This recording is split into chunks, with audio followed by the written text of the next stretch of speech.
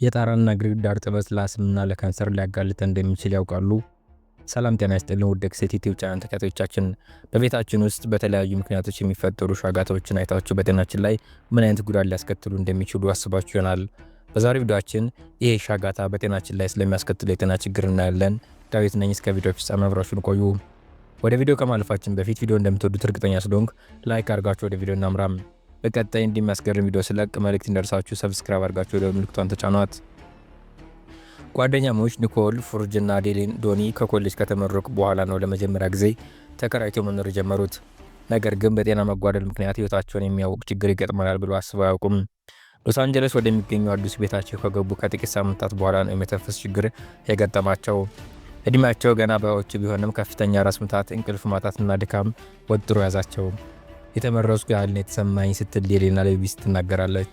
በ4 ቀናት ውስጥ የ2 ሰዓታት እንቅልፍ ባገኝ ነው በጣም ነው ከባድ ነበር ትላለች። መጀመሪያ ሰሞን ህመማቸው ከጭንቀት የመነጨ መስሏቸው ነበር። ወጣቶች ሴቶች ቀስ በቀስ የተመረዙ እንደሆነ አልገባቸውም። የሚኖሩበት ቤት የበሰበሰ ግድግዳና ጣራ እየተስፋፋ መጥቷል። የቤታችን ግድግዳ ላይ የሚፈጠር መበስበስና መሻገል የጤና ችግር እጅግ ጎጂ ነው። ለሻጋታ መጋለጥ ለሳምባችን ከፍተኛ ጠንቅ ነው ይላሉ ዶክተር ኤንዲ ዊትሞር። በዩናይትድ ኪንግደም የአስምና የሳምባ እርዳታ ድርጅት ክሊኒክ ባለሙያ ናቸው። የአተነፋፈስ ችግር ያመጣል፣ አለርጂ ሊፈጥር ይችላል፣ አስም ያስከትላል።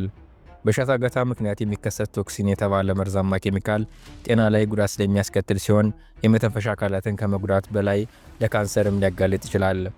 የዓለም ጤና ድርጅት መረጃ የቤት ውስጥ ግድግዳ ላይ የሚፈጠር ሻጋታ ገዳይ መርዝ የማመንጨት ኃይል አለው። አስም አሁንም ገዳይ በሽታ ነው። ሰዎች ሻጋታና ሌሎች ቆሻሾች ባሉበት ቦታ የሚኖሩ ከሆነ ህይወታቸውን አደጋ ላይ የሚጥል በሽታ ላይ ይወድቃሉ ይላሉ ዶክተሯ። ኒኮል ከመኝታ ቤቷ ጣራ ላይ የውሃ ጠብታ ስትመለከት ነው ጉዳዩ የገባት። ሁለቱ ሴቶች ቤታቸው መፈተሽ ሲጀምሩ ግድግዳና ጣራቸው በሻጋታ ተሞልቷል። መጀመሪያ ሰሞን የበሰበሰው ክፍል አይታይም ነበር፣ ቀስ በቀስ ቤቱን እየወረረው ነበር ትላለች ኒኮል። ሻጋታ ምንድን ነው? በእርጥበት ምክንያት ግድግዳና ጣራ ሊያም ከርኔስ ሲበሰብስ የሚከሰት ነው። በቅዝቃዜ ምክንያት የሚከሰት ይህ መበስበስ በአይን የማይታዩ ፈንገሶችን ይፈጥራል። ሻጋታ መስፋፋት ሲጀምር ጠቆር ያለ ነጭ አሊያም አረንጓዴ ቀለም ይፈጥራል። በተለይ በመኝታ ቤት፣ በመታጠቢያ ክፍል እንዲሁም በኩሽና አካባቢ ሊስፋፋ ይችላል። የተንሰራፋ ሲመጣ ሽታው የሚቀመስ አይደለም። በአሜሪካና በአውሮፓ 47 በመቶ የሚሆኑ ቤቶች ሻጋታ አለባቸው ይላል በአውሮፓውያኑ 2013 የተሰራ ጥናት።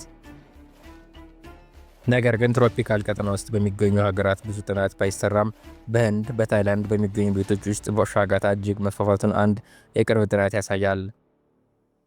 ለመታከም የሚከብድ ዶክተር ጂል ክሪስታ እንደሚሉት በርካታ ሰዎች ሳያውቁት ለሻጋታ የተጋለጡ ናቸው። አብዛኞቻችን የተመረዝን እንደሆነ እንኳን አናውቀውም ይላሉ። ብሬክ ዘ ሞልድ የተሰኘ መጽሐፍ ያላቸው አሜሪካዊቱ ዶክተር ይህ የሚሆነው ብዙውን ጊዜ ሻጋታ የሚፈጠረው በማይታዩ ስፍራዎች፣ በተለይ ከግድግዳ ጀርባ ከቤት ውስጥ እቃዎች ስር ስለሚሆን ነው። ሻጋታ ሳይታይ ለወራት አሊያም ለዓመታት ሊቆይ ይችላል። ኒኮል እና ዴሊኒ ምን እንደተፈጠረ ሳያውቁ 1 ዓመት አልፏቸዋል። ነገር ግን የጤናቸው ነገር የተዋወሰ መሄዱ ያዘ። ጤናዬ በመቃወሱ ምክንያት ስራዬን ለመልቀቅ ተገደድኩ ትላለች ኒኮል እና ዴሊና በርካታ ዶክተሮችን ቢጎበኙም የችግሮቻቸውን ምንጭ ማወቅ የሚችል ጠፋም። ድንገተኛ ክፍል ጭምር ገብተው ደህና ናቸው ተብለው ያውቃሉ። በሻጋታ አማካኝነት የሚፈጠር የጤና መቃወስ በሕክምና ለማግኘት ከባድ የሚሆኑ ምልክቶችን ከጉንፋንና ከአለርጂ ጋር ስለሚመሳሰሉ ነው። የዘርፉ ሰዎች በሻጋታ ምክንያት የሚፈጠር የጤና መታወክ ጉዳቱ ምን ያህል እንደሆነና እንዴት መለየት እንደሚቻል ለማወቅ አሁንም ጥረት እያደረጉ ይገኛሉ። በርካታ ሰዎች ያለባቸው የጤና ችግር በተለይ ደግሞ የአስም በሽታ በሻጋታ ምክንያት እንደሚባባስ ማወቅ ተችሏል። በተለይ ህጻናት ለዚህ ችግር የተጋለጡ ናቸው ይላሉ ዶክተር ዊትሞር። ሻጋታን እንዴት ማስወገድ ይቻላል? በበጋም ሆነ በክረምት ቤታችን ቢያንስ ለ30 ደቂቃ አየር እንዲያገኝ ማድረግ። ቤታችን የተወሰነ የሙቀት መጠን ቴምፕሬቸር እንዲኖር ቢደረግ እና ከ18 ዲግሪ ቢሆን ይመረጣል። መጸዳጃ ቤቶችን አየር የሚያገኝ አማራጭ እንዲኖር ማድረግ። ምግብ ማብሰል እርጥበት ስለሚፈጠር ለሻጋታ መከሰት ምክንያት ሊሆን ይችላል። ስለዚህ ኩሽናችን የአየር የሚያገኝበት ክፍተት ቢኖረው ይመከራል። ሻጋታ ስንመለከት ለባለሙያዎቹ መጠቆም እንዲወገድ ማድረግ ተገቢ ነው።